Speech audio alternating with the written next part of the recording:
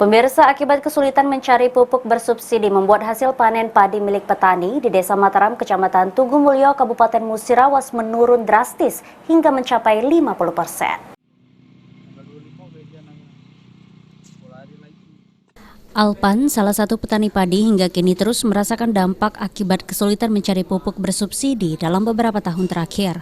Areal sawah yang digarapnya di Desa Mataram, Kecamatan Tugumulyo, Kabupaten Musirawas seringkali tidak mendapatkan pupuk berkualitas hingga berimbas terhadap hasil panen yang alami penurunan drastis mencapai 50%.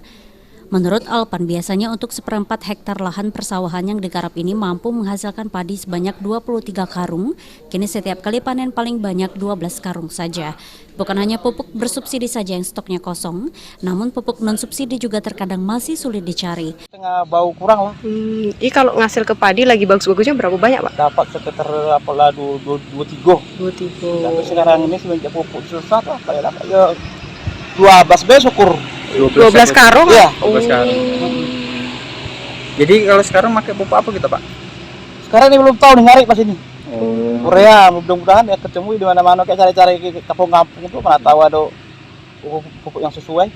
Ini lahan kita dewe atau kita nggarap, Pak? Garap. Oh, nggarap. Selain sulit mendapatkan pupuk, penurunan hasil panen juga disebabkan sejumlah hama yang menyerangnya, seperti hama wereng hingga tikus. Tri Hajaria, PAL TV.